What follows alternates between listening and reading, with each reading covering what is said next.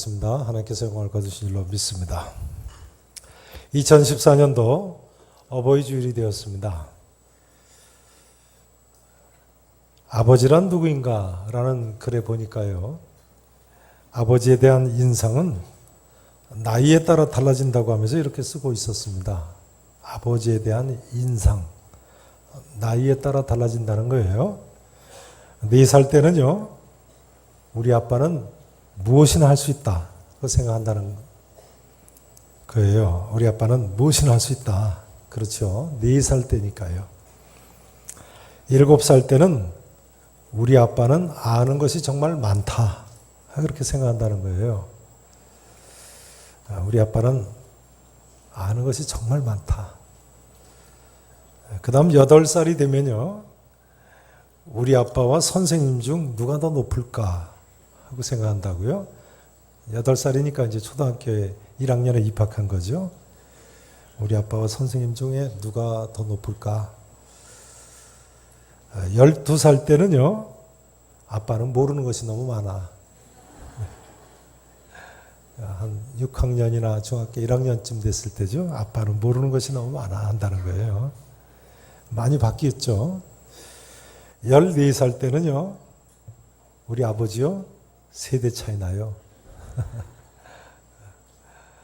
사춘기니까요. 25살 때는요. 아버지를 이해하지만 기성세대는 다 같습니다. 그런다는 거예요. 아버지를 이해하지만 기성세대는 다 같습니다. 25살 때는 아버지를 기성세대로 보는군요. 30살 때는 아버지의 의견도 일리는 있죠.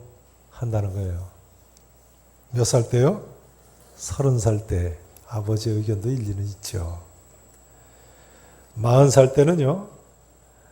여보, 그러니까 이미 결혼해가지고 이제 아내한테 하는 이야기죠. 여보, 우리가 이 일을 결정하기 전에 아버지 의견을 좀 여쭤봅시다. 그런다는 거예요. 그래도 상당히 효자 축에 드는 아들이죠. 이 일을 결정하기 전에 아버지 의견을 좀 들어봅시다. 50살 때는요. 아버님은 훌륭한 분이셨어 한다고요. 아버님이 어떤 분이라고요? 훌륭한 분이라고요. 그러니까 철이 좀 이제 들은 거예요. 60살 때는요. 아버님께서 살아계셨다면 꼭 조언을 들었을 텐데 한다는 거예요. 그러니까 철들자 아버지가 돌아가셨네요. 네. 아버지께서 살아계셨다면 꼭 조언을 들었을 텐데. 저희 부친이 최근에 돌아가시고 보니까 정말 더 공감은 가는 말이었습니다. 이런 내용도 있었습니다. 아버지란 돌아가신 뒤에도 두고두고 그 말씀이 생각나는 사람이다. 그러신가요? 아버지란 돌아가신 뒤에도 두고두고 그 말씀이 생각나는 사람이다. 말씀만 생각나는 것이 아니라요. 아버지에 대한 모든 것이 생각이 나네요. 그런데요. 사실은 아무리 자식이 부모를 생각한다고 해도요. 부모님이 자식 생각하는 만큼은 절대로 미치지 못합니다.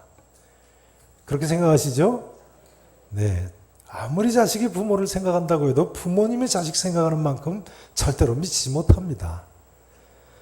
세월호에 탔다가 침몰해 가는 배 안에서 있던 아버지가 아내한테 보냈다는 문자를 일간지에서 제가 읽어보고 눈물을 흘렸습니다. 이런 내용이었습니다. 세월호에서 돌아가시기 직전에 꼭 한마디 카톡으로 문자를 남기신 것 같은데 이런 내용이었습니다. 수협 통장에 돈 있으니까 그걸로 애들 등록금 해. 여보, 수협 통장에 돈 있으니까 그걸로 애들 등록금 하라고 했더라. 이런 부모의 사랑을 자녀들이 알 수 있을까요? 이런 것이 어버이의 사랑입니다. 오늘 본문에 보면 아버지 다윗의 아들 사랑도 얼마나 대단한지요. 다윗 왕의 셋째 아들 압살롬이 아버지한테 반란을 일으켰습니다. 다윗 왕의 군대가 요단강 동편으로 피신을 하고 그 다음 전열을 다시 정비해가지고 반란을 이제 진압을 하러 떠나게 됐습니다. 다윗의 장군들이 다윗한테는 전장에 절대로 나가지 못하게 했습니다. 뭐 그럴듯한 핑계는 됩니다만 아버지가 아들을 치러 어떻게 전장에 나가겠습니까? 아무튼 그래서 다윗이 전장에는 나가지 못하지만 출정하는 군인들을 전송을 하게 됐는데요. 이때 출정하는 군인들에게 다윗이 뭐라고 이야기합니까? 자, 4절 5절 말씀을 보시죠. 본문 4절 5절 보십니다. 4절 보시면요. 왕이 다윗 왕이요 그들에게 이르되 너희가 좋게 여기는 대로 내가 행하리라.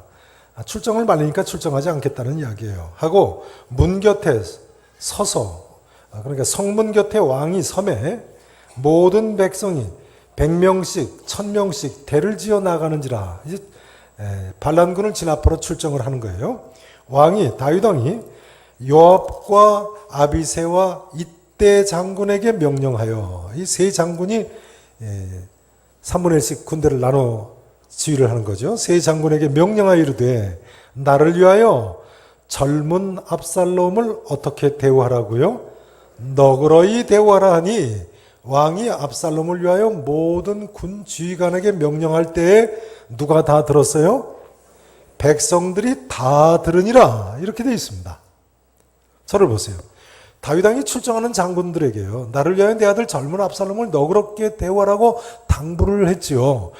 그 당부 내용을 일반 병사들은 물론이고 백성들까지도 다 들을 정도로 큰 소리로 당부를 했어요. 여기 너그럽게 대우하라는 말은 젠틀하게 대우하라는 그런 말입니다. 그러니까 젊은 압살롬, 젊은 혈기에 철없이 반란을 일으킨 우리 아들, 비록 반란은 일으켰지만 젠틀하게 대우해달라고 장군들한테 당부를 하는 것입니다. 여러분, 이런 것이 부모의 심정 아니겠습니까? 부모는요, 사실은 자기 자식이 자신한테 손해를 끼치고 또 때로는 자기를 괴롭히고 심지어 자기를 죽이려고 든다고 할지라도 다 젊어서 그렇지, 철이 없어서 그렇지, 친구 잘못 새겨서 그렇지, 내가 잘못 키워서 그렇지, 다 내 잘못이지 하고 언제나 자식을 용서할 준비가 되어 있는 사람들이 부모님입니다. 부모는 자녀를 이처럼 무한한 사랑으로 사랑하는 사람들입니다. 그러니 어버이날을 정하고 어버이 주를 지키고 기리고 하는 것이 아니겠습니까?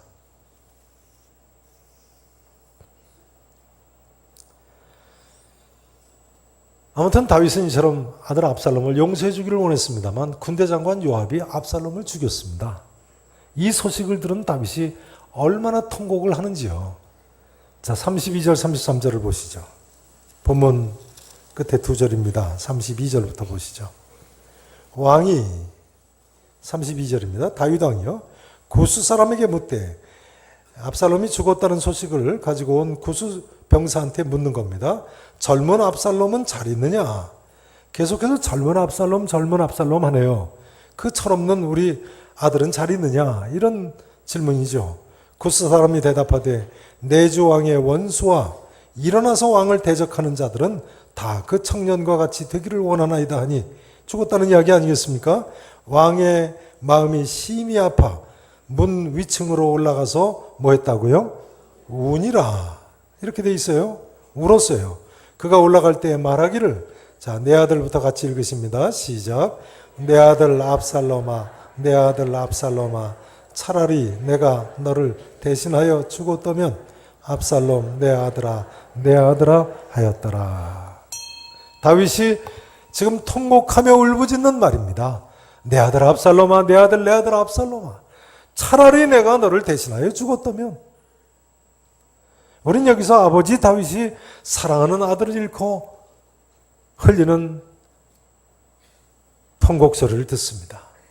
이것이 어버이의 자녀 사랑의 모습이 아니겠습니까? 차라리 내가 너를 대신하여 죽었다면. 세월호 사건으로 사랑하는 자녀를 잃고 이처럼 눈물 짓고 있는 우리의 이웃들에게 우리 하나님 아버지의 위로가 함께 하시기를 진심으로 바랍니다. 이제 두 번째로 생각해 보실 점은요, 죄인 다윗의 눈물입니다. 거기 설교 메모 안에 그렇게 적어놨어요. 주보 4페이지 첫 번째 이렇게 적어 놓으세요. 따라서 하십니다. 아버지 다윗의 눈물.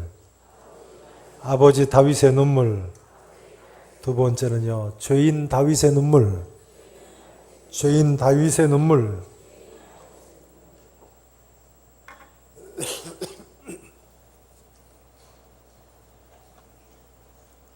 여러분, 다윗이 왜 이처럼 통곡을 했다고 생각하십니까? 내 아들 압살롬아, 내 아들 압살롬아, 차라리 내가 너를 대신하여 죽었다면. 다윗이 왜 이처럼 통곡을 했을까요?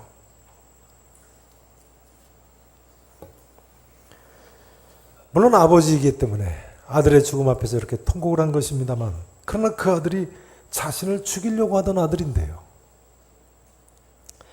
자, 그 이유가 12장 10절 이하에 한 가지 더 나와 있습니다.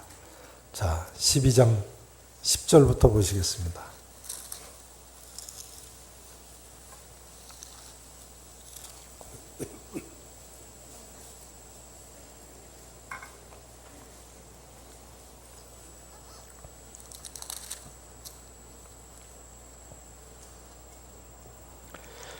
바로 이 말씀 때문에 다윗이 이렇게 통곡을 한 것입니다.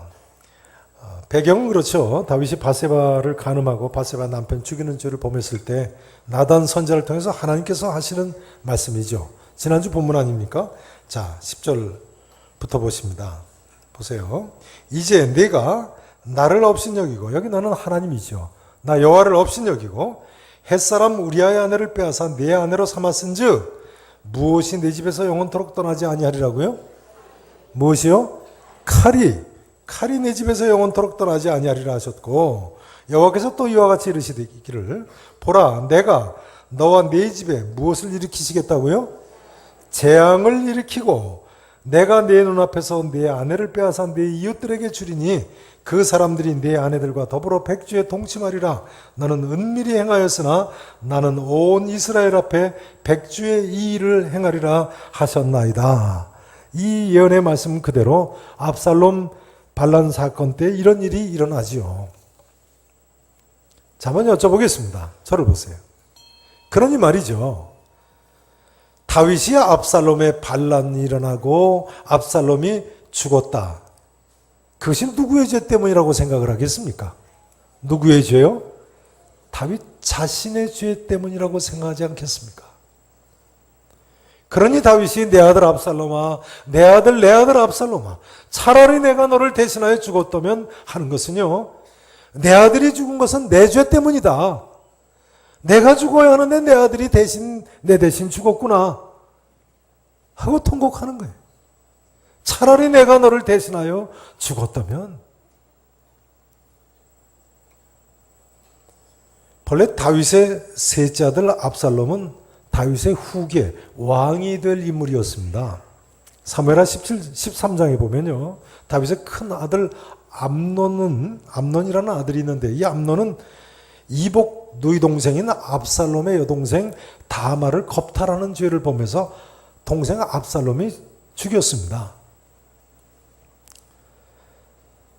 그 다음 둘째 아들 길랍이라는 아들은 성경에 이름만 나오는 것으로 봐서요, 일찍 세상을 떠났거나 아니면 병약했거나 별로 존재감이 없었던 것으로 보입니다.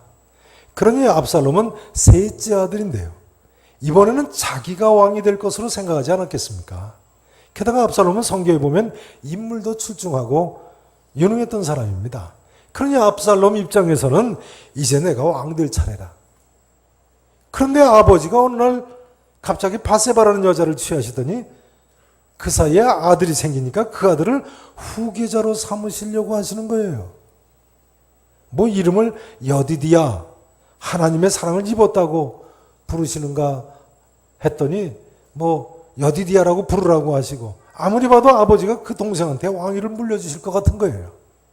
그러니 압살롬이 어떻게 왕자의 난을 일으키는 것이 당연하지 않겠습니까?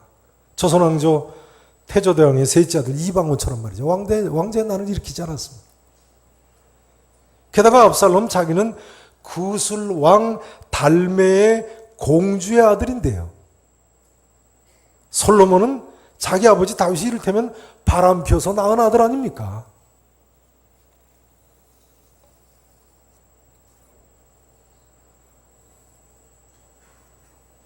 그러니까 동시에 다윗의 입장에서 보면요, 이런 이야기가 됩니다.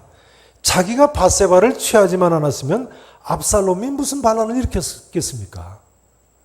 이제 와서 보니까 그 아들이 반란 일으키고 그 아들이 결과적으로 죽게 된 것이 다 자기 잘못인 거죠. 그러니 다윗이 더 통곡을 하는 거예요. 그러므로 다윗이 회개하면서 울부짖는 겁니다. 내 아들 압살롬아, 내 아들 압살롬아, 내가 차라리 너를 대신하여 죽었다면. 다시 한번 세월호 이야기를 꺼내지 않을 수 없습니다. 여러분, 세월호에 탔던 어린 학생들이 우리 죄 때문이라고, 죄 때문에 죽은 것이라고 생각하시죠? 그렇다면 다윗과 같이 눈물을 흘리면서 기도하셨습니까? 그러나 여러분 어떻게 생각하십니까? 우리가 그냥 눈물을 흘리는 것만으로는 부족합니다. 정말 그 참사가 우리의 죄 때문에 일어났다고 생각한다면 회개해야죠. 회개해야죠. 그동안 우리가 이기적으로 살았던 것, 내 이익만 쫓은 것, 돈을 사랑한 것, 탐욕과 시기와 질투, 서로 사랑하지 못하고 싸운 거, 온갖 거짓말과 사기, 적당하게 넘어가려고 했던 거 다 회개해야죠. 그래야만 그래도 조금이나마 우리에게 개선의 가능성이 있는 것 아니겠습니까? 무엇보다도 우리가 성경이 가르치고 있는 대로 이제는 죄를 회개하고 믿음과 소망과 사랑의 삶을 다시 살아야 되겠습니다.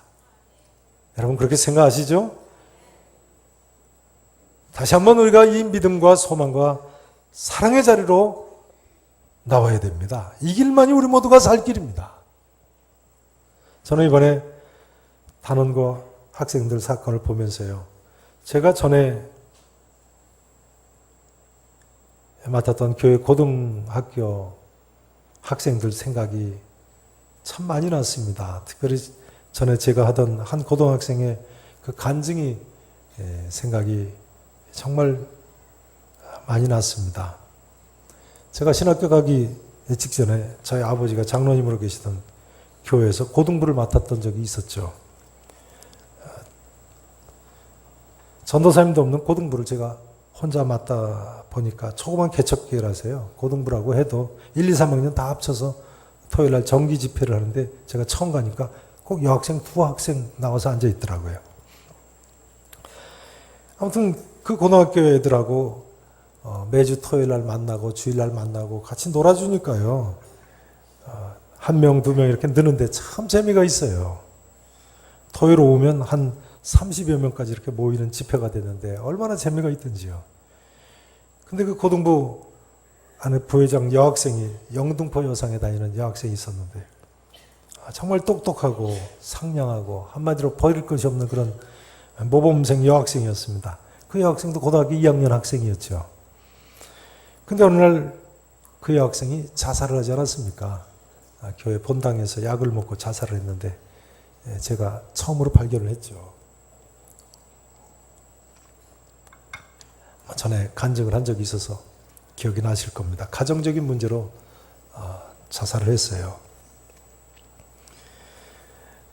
그때 세브란스 병원 영안실에 안치를 하고 제가 밤샘을 하고는 아침이 돼서 집으로 돌아가는데 골목길을 지나면서 제가 눈물을 흘리면서요, 혼자 이렇게 중얼댔습니다. 하나님께서 제게 맡겨주신 양 한 마리를 잃어버렸습니다. 하나님 용서해 주십시오. 통곡을 했어요. 그 사건이 제가 신학교를 간 한 이유가 됐습니다. 그런데요, 무엇보다도 허무해서 견딜 수가 없더라고요. 화장터를 갔는데, 저는 그때 화장터라는 데를 처음 갔어요. 인생이 그렇게까지 허무합니까? 아니, 엊그제까지만 해도 같이 놀던 팔팔하던 애가 한 줌에 재로 변하는데요, 못 참겠더라고요. 고등부 애들은 뭐 울고불고 난리죠. 못 살겠어요. 근데 그 순간에 제게 무슨 소리가 귀에 들리는 것 같으냐면요, 잘 들어보세요. 이런 소리가 들리는 것 같은 거예요. 아버지가 사랑하는 딸의 시신을 태워버리고 말겠느냐. 그런 소리가 들리는 것 같아요. 아버지가 사랑하는 딸의 시신을 그냥 불태워버리고 말겠느냐 하면서 퍼뜩 제게 드는 생각이요.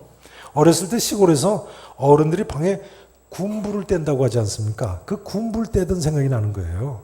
예전에는 쓰레기 버리는 데가 따로 없어가지고 어른들이 군불 뗄 때 방 쓰레기도 모아놨다 같이 떼지 않습니까? 근데 그때 어른들이 제가 이제 손톱 발톱이 이렇게 자라서 깎으면 그것도 방불 뗄 때 같이 떼시죠. 그 생각이 나면서요. 무슨 생각이 나냐면요. 여기 보세요. 사람이 생명이 떠나면 이 손톱 발톱 더 자란 부분하고 덜 자란 이 볼그려 해가지고 찌르면 아픈 이 부분하고 차이가 있습니까? 없습니까? 죽은 사람인데요. 손톱 더 자란 부분이나 덜 자란 부분이나 차이가 뭐가 있겠어요? 전혀 차이가 없죠. 그런데요. 저희 아버지가 방에 군불 떼실 때 제가 손톱 깎은 거 아무렇지도 않게 불태워버리지 않으시겠습니까? 오히려 태워버려야죠. 그러고 보니까요. 하나님이 우리 아버지이시기만 하면 인생의 허무의 문제가 해결이 되더라고요. 하나님이 우리 아버지이시기만 하면 생명 떠난 우리 몸 불에 태우시는 것이 당연하고 오히려 태우셔야만 하겠더라고요. 그러고 보니까 하나님께서 우리 아버지이시기만 하면 죽음 후에도 길이 있더라. 그런데 어떻습니까? 하나님은 분명히 살아계시지 않습니까? 또한 우리를 사랑하시는 아버지 아니십니까? 믿으실 수 있기를 축원합니다. 그러니 이 하나님 아버지를 우리가 믿기만 하면 인생의 이 정말 이 허무의 문제가 해결이 되는 거예요. 그날 벽제를 떠나가지고요. 영구차를 타고 불광동 고갯길인지 넘어오는데요. 벽제에서 이제 서대문 쪽으로 오다 보면 뭐 홍제동 고개, 불광동 고개 이렇게 고개 계속 넘어오지 않습니까? 어느 한 고개를 이렇게 올라섰는데 제가 영구차를 타고 바깥을 이렇게 내다보는데요. 젊은 남자 둘이 걸어가고 있어요. 걸어가고 있는데 제 눈에 어떻게 보이느냐면요. 나는 육지에 있는데 그 두 사람은 물에 빠져서 허우적거리고 있는 것으로 보이는 거예요. 막 죽어가고 있어요. 제가 조금 더 지체할 수 없이 밧줄을 던져서 건져줘야 되겠더라고요. 그러면서 제게 구찬송가 258장 찬송이 막 터져 나왔습니다. 무슨 찬송입니까? 물 건너 생명줄 던져라. 누가 저 형제를 구원하랴. 우리의 가까운 형제이니 이 생명줄 누구가 던지려나. 생명줄 던져 생명줄 던져 물속에 빠져간다. 생명줄 던져 생명줄 던져 지금 건져라. 2절은 이렇죠. 너 빨리 생명줄 던지어라. 형제여 너 어찌 지체하나. 보아라 저 형제 빠져간다. 이 구조선 타고서 속히 가라. 생명줄 던져 생명줄 던져 물속에 빠져간다. 생명줄 던져 생명줄 던져 지금 곧 건지어라. 그런데 여러분 어떻게 생각하십니까? 이것이 사실은 영적으로 실상 아닙니까? 지금 이 순간에도 영적으로 얼마나 많은 사람들이 물속에 빠져 죽어가고 있고 한 줌의 흙으로 재로 변하고 있습니까? 저는 본래 대학 교수가 되는 것이 꿈이었던 사람입니다만 바로 이 사건 때문에요. 다 집어치우고 신학대학원에 입학했어요. 조금 더 지체할 수가 없더라고요. 수많은 사람들이 지금 당장 물에 빠져 죽어가고 있는 것과 같은데요. 빨리 건져야죠. 다음 주일에 저희 교회는 장로 안수집사, 시무권사, 직분자를 섬추를 합니다만 우리 교회가 이 시급한 복음 전파의 사명을 앞장서서 잘 감당하고 하나님 나라를 크게 확장을 하는 그런 신실한 하나님의 사람들이 많이 나오는 교회가 될 수 있기를 진심으로 바랍니다. 이제 저는 세 번째로 우리 하늘 아버지이신 하나님 아버지의 눈물을 언급하지 않을 수 없습니다. 자, 따라서 하실까요? 하나님 아버지의 눈물, 아버지 다윗의 눈물, 죄인 다윗의 눈물, 하나님 아버지의 눈물.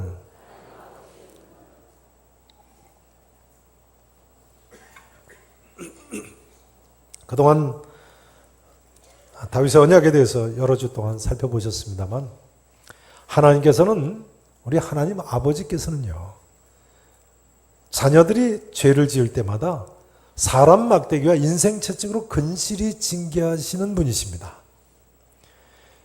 그러나 아버지 하나님께서는 이처럼 자기 자녀들을 징계하실 때마다 눈물을 흘리십니다. 아버지시니까요. 예레미야서 13장 17절 이하에 보면요, 하나님께서는 죄 많은 예루살렘 성 사람들에게 죄를 회개하고 돌이키라고 말씀하시면서 이렇게 외치십니다. 너희가 이를 듣지 아니하면, 죄에서 회개하고 돌이키라는 나의 이 말을 듣지 아니하면 말이죠, 하나님께서 하시는 말씀이에요. 나의 심령이 너희 교만으로 말미암아 은밀한 곳에서 울 것이며, 여호와의 양떼가 사로잡힘으로 말미암아 눈물을 흘려 통곡하리라.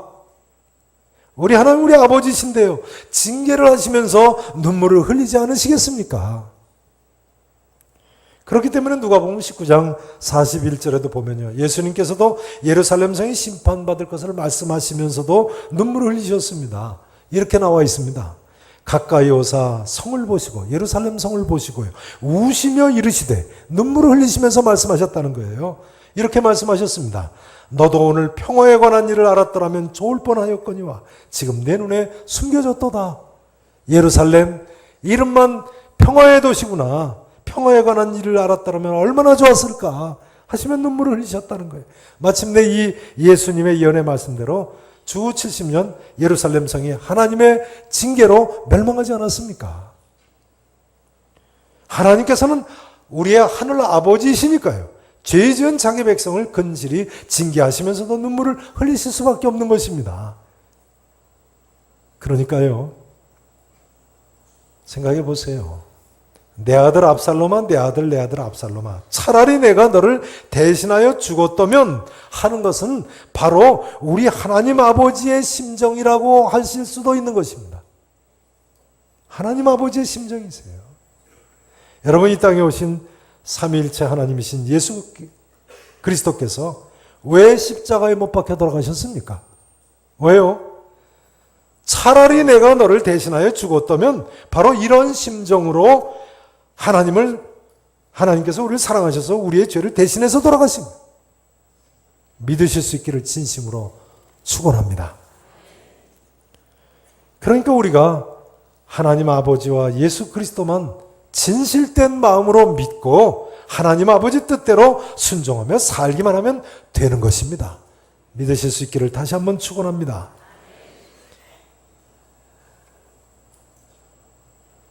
믿고 하나님 말씀대로만 살면 길이 있어요.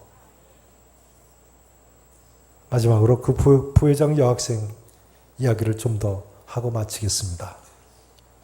그런데 그 부회장애가 자살하기 바로 전해에 어떤 일이 있었냐면요, 그 교회에서는 해마다 성탄절 2부가 되면 새벽송을 돕니다. 새벽송 아시죠? 성탄절 날 새벽에 교우들 집마다 돌면 찬송을 하면 문 밖에 나오셔가지고 사탕도 주고 과자도 주고 그러죠.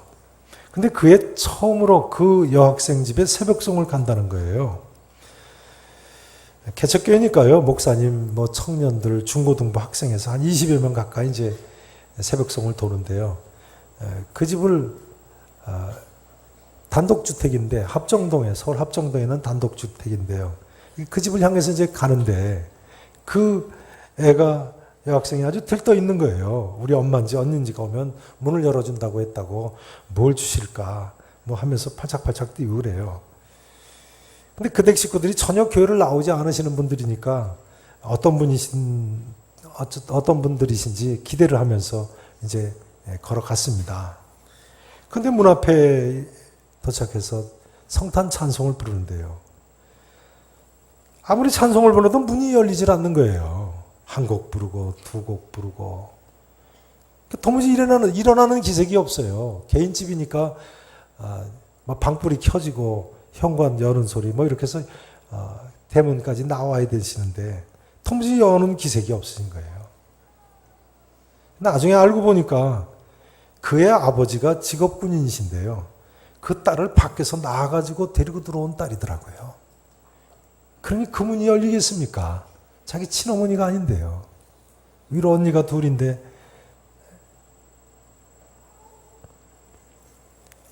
친언니가 아닌 거죠. 찬송하는 동안 애는 쩔쩔매고 대문을 두드리고 문 열어달라고, 엄마 문 열어달라고, 언니 문 열어달라고. 열리질 않으니까 우리가 나중에 민망해가지고 그 애를 달래면서 그 집을 떠났습니다. 금이야 가자. 그 이름이 금인데요. 금이야 가자. 못 일어나시는가 보다. 내년에 또 올게. 하면서 돌아서 오는데 참 난감하더라고요. 그 후에 그 애가 죽고 나니까 무슨 생각이 드느냐면요. 그때 문만 열렸으면 그 애는 죽지 않았을 거다. 근데 그 애가 죽고 나서 교회에서 이제 가서 장례를 치르고 하면서 그 이복 언니 둘이 이번엔 또 교회를 나오게 됐어요. 근데 개척교회니까 나오자마자 이제 성가대에 앉았습니다. 그래서 그 다음에 성탄절 새벽송을 도는 데는 또 그 두 언니 때문에 그 집을 새벽송을 돌러 가게 됐어요. 살다 보면 참 별일이 다 많죠. 그날 이제 새벽송을 도는데 집이 이제 저만큼 보이는데 다가가는데 제가 도저히 못 참겠어요. 그래서 제가 옆에 가는 그 언니한테 물어봤습니다. 작년 성탄절 새벽송을 돌 때 댁에 갔었는데 그때 문을 안 열어주셨는데 그때 못 들으셨냐고요. 그랬더니 언니 하나가 뭐라고 그러냐면요. 글쎄요, 못 들었나? 기억이 안 나는데요. 그러는 거예요. 그때 제가 속으로 외쳤습니다. 그때 왜 안 열어줬어요? 그때 열어만 줬어도 동생이 죽지 않았을 텐데.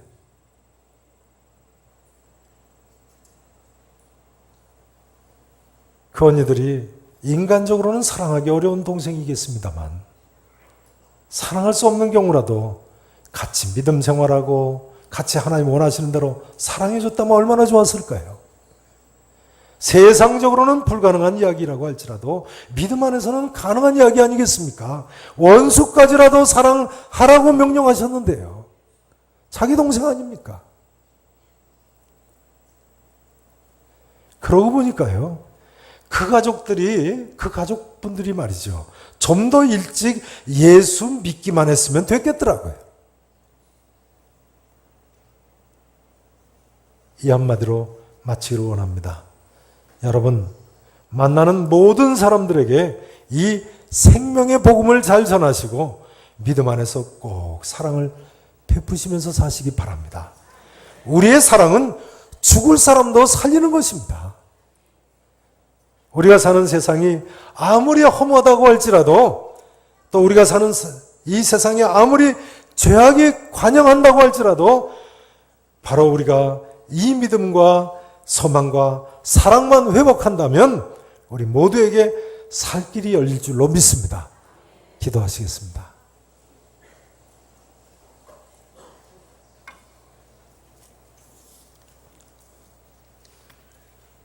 이 시간 같이 한번 한마음이 돼서 기도하기를 원합니다. 하나님께서는 우리에게 이처럼 구원의 길을 활짝 열어놓으셨습니다. 누구든지 믿기만 하면 됩니다. 믿기만 하면 이 허무한 세상에 생명의 길이 있고 믿기만 하면 우리의 모든 죄악도 사함받고 우리의 어그러진 남마와도 같이 얽힌 인생의 모든 문제들이 해결될 길이 있습니다. 믿음의 자리로, 소망의 자리로, 사랑의 자리로 나올 수 있기를 원합니다. 우리 모두의 살 길입니다. 이 시간 하나님 앞에 참으로 믿음 가지고 기도하기를 원합니다. 아니, 더한 믿음을 얻기를 위해서 기도하시기 바랍니다. 또한 사랑하며 살도록 간절히 기도하시기 바랍니다. 이 길만이 나도 살고 우리 자녀들도 사는 길입니다. 우리의 이웃도 사는 길입니다. 또한 슬픔 당한 우리의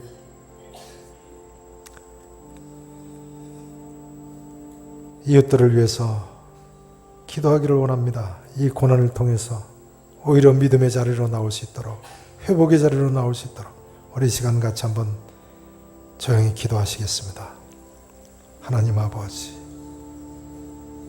우리 같은 죄인들에게 하나님처럼 구원의 길을 알게 하심을 감사합니다.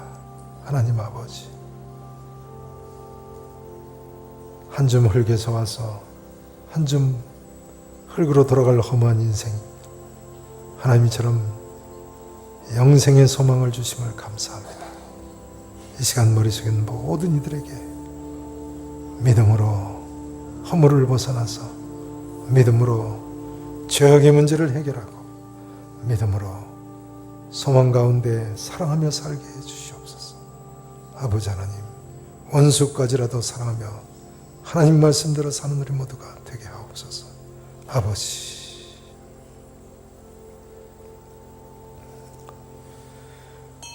우리 아버지 하나님, 우리에게 이처럼 구원의 길로 나올 수 있게 해주심을 감사합니다. 우리 모두가 믿음 없는 자가 되지 말고 믿는 자가 되게 해주시옵소서. 이 믿음을 우리의 이웃들에게도 증거해서 험한 것에 빠져들어가고 있는 우리의 이웃들과 함께 구원의 길로 나올 수 있도록 주님 우리를 도와주시옵소서. 서로 사랑하며 살게 해주시옵소서. 소망 가운데 함께 붙들어주며 이끌어주며 밀어주며 이 길을 갈 수 있도록 우리 모두를 하나님 도와주시옵소서. 슬픔을 당한 우리 이웃들에게 함께 하시고 우리 모두가 회개하오니 하나님 우리 모두를 불쌍히 여겨주시옵소서. 살아계신 예수 그리스도 이름으로 간절히 기도합나이다. 아멘.